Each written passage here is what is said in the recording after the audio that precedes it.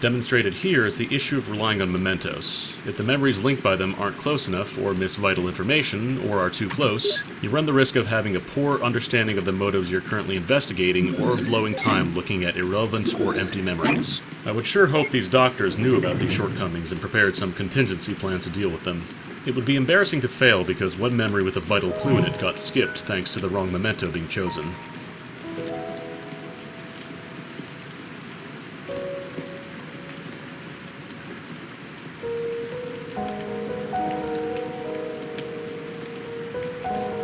The author tries to make a sentimental scene here, but it doesn't quite work for a fairly simple reason. Johnny is nothing more than a cipher at this point. It's hard to be sympathetic to characters we barely know, especially when they talk about things we don't know about, like some Anya character or his wife's wish to watch over her.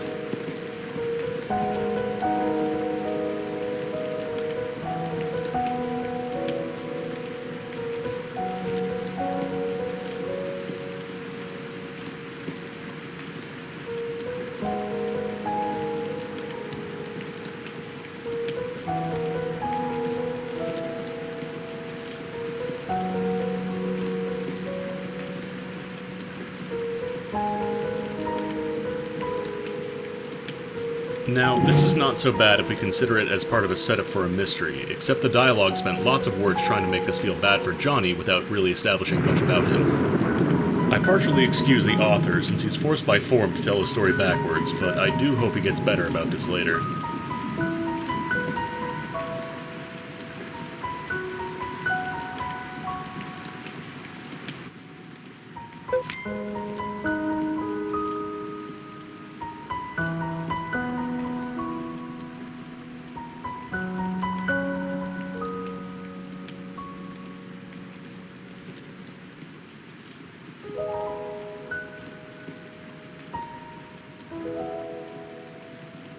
Not sure why these doctors seem to like teasing each other instead of sharing important details. Like, Neil should have pointed out about the rabbits being personal to Johnny, as should Rosaline have with her little visit to Johnny.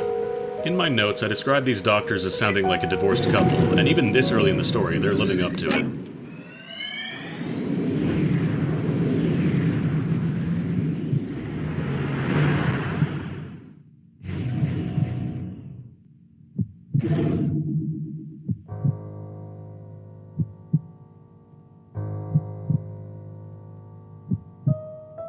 Pretty long sequence with quite a bit of background to infer.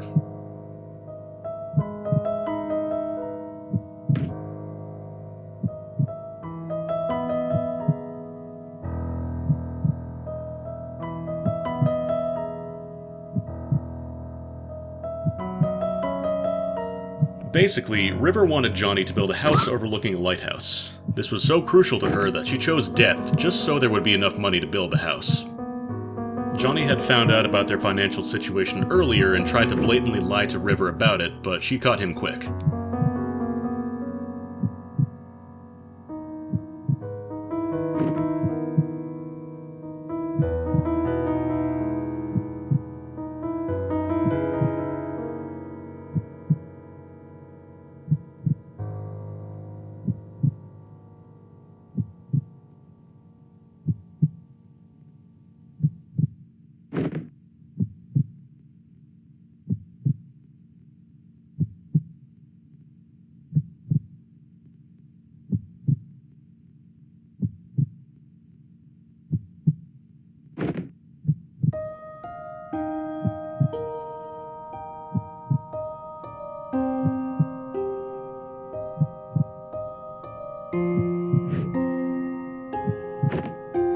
She also kept trying to elicit some sort of response by making a bunch of paper rabbits, the final such rabbit being yellow and blue.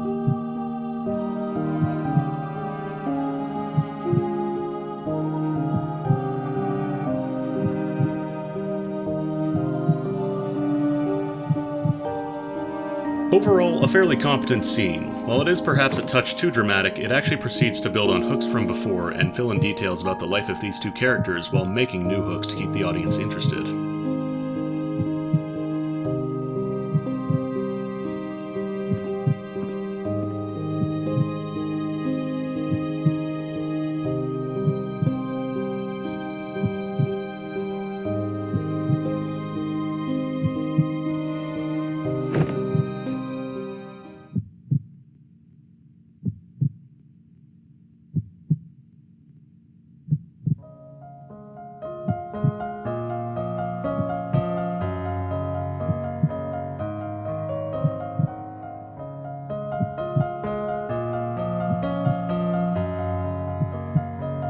While the game tries to be vague about Anya, you can see from the clues so far that it's heavily implied to be the lighthouse, which certainly makes her last wish rather curious.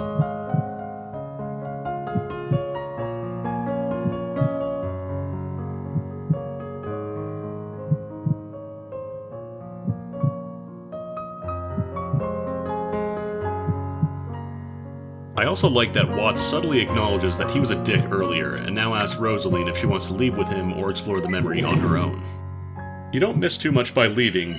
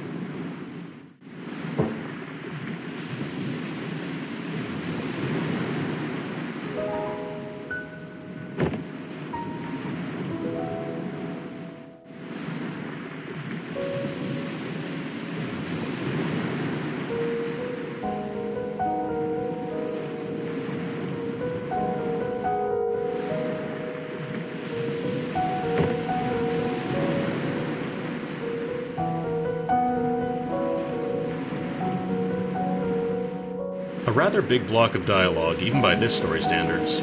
Most of it feels like squeezing water out of a rock.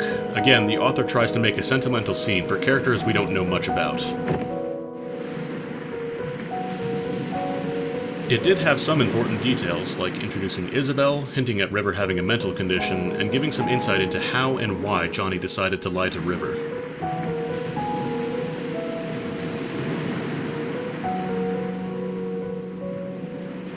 However, his reasoning is rather unconvincing and unsympathetic, which makes me wonder if we're supposed to sympathize with him. Given that we've seen at least 2 scenes attempting to stir pity for him so far, this is not a good sign.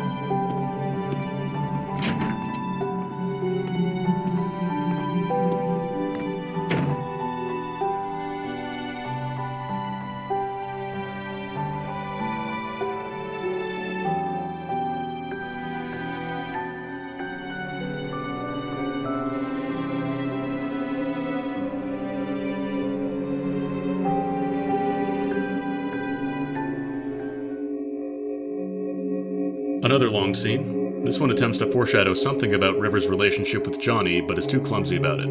At least it does give us some more background over the house, as well as slightly explain the rabbits.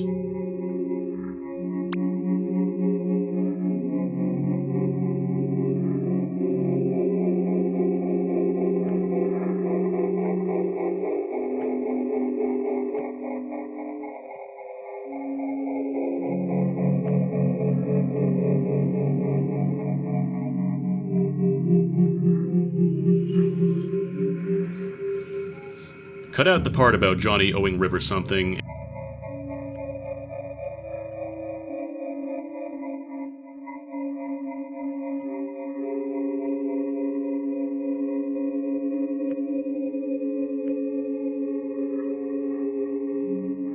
and his rebuttal to Nicholas, and it would work better.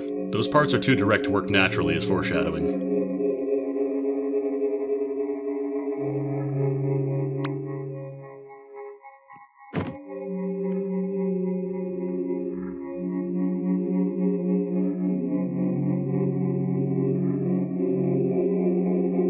Rosaline claims that there's no memento and that this is an enclosed memory. Can the machine not generate a memento out of something in Johnny's personal possessions? I mean, damn, there's his jar of pickled olives right there. And surely he would have remembered something about the exterior of this bar? How hard is it to explore the outside for clues? Besides the usual comments about slapstick humor getting in the way of the main story, note that Watts extracted the olive jar from a vague bartender within the memory rather than conjure up one. A rather odd decision, which will bite him back soon. And why the memory link? Why does a made-up conversation generate one? Perhaps it comes from the olive jar.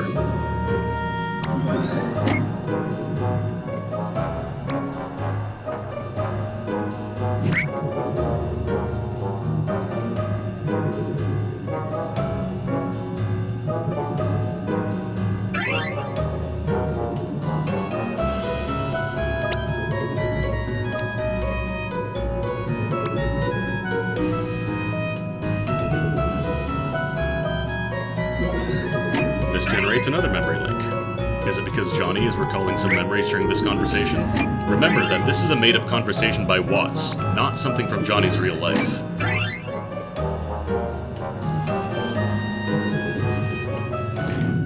Remember my complaint about the slapstick humor ruining the pace of the main story? This scene is basically that taken up to 11. It's effectively an issue of the author not applying restraint while writing in their humorous piece. Combined with the issue that they relied on fairly weak excuses to have this happen, as well as brought their established system of gaining memory links and mementos into question, it really makes it feel rather sour, if not in conception, then definitely in execution.